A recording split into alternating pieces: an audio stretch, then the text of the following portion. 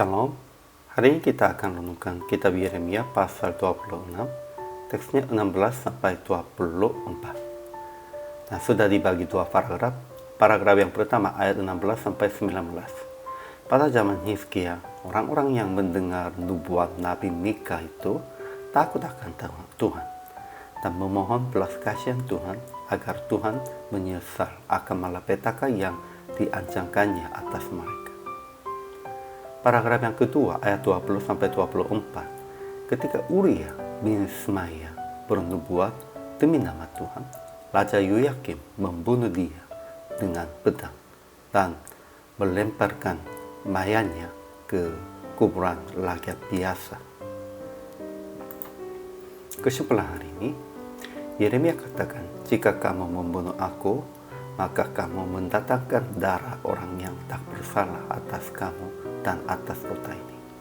Ketika beberapa orang dari antara mereka katakan orang ini tidak patut mendapat hukuman mati, dan beberapa orang dari para tua-tua negeri itu tampil juga ke depan untuk melindungi Yeremia.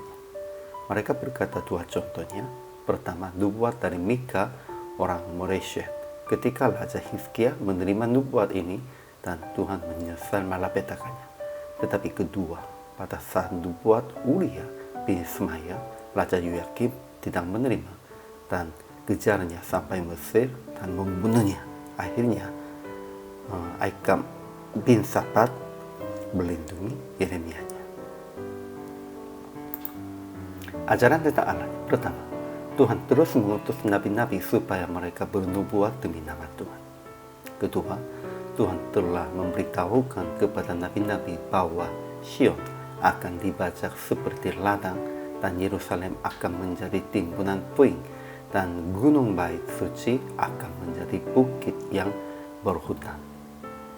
Ketiga, Tuhan telah menyesal akan malapetaka yang diancamkannya atas bangsa Yehuda pada saat Raja Hizkia bertobat.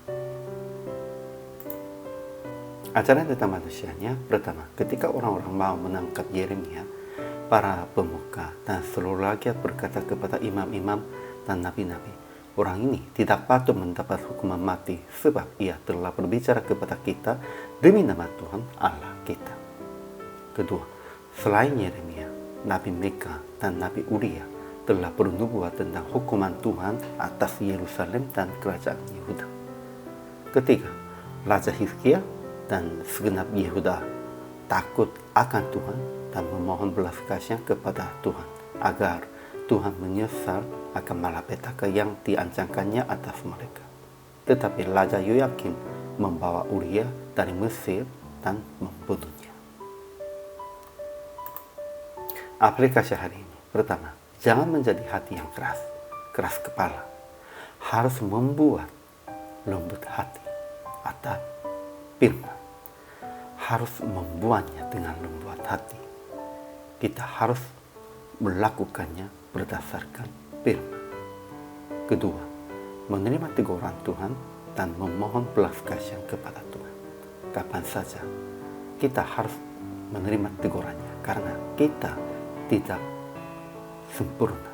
Siapapun, tidak ada orang yang sempurna. Dan sebenarnya ada banyak hal yang sudah berbuat yang jahat.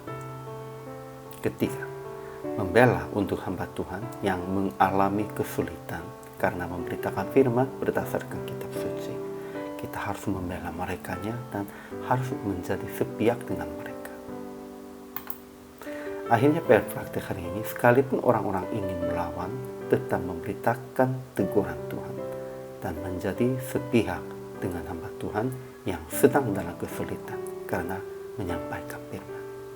Kita juga harus tetap menyampaikannya firman sesuai dengan kehendak Tuhan. Hari ini juga, selama melayani, Tuhan Yesus memberkati.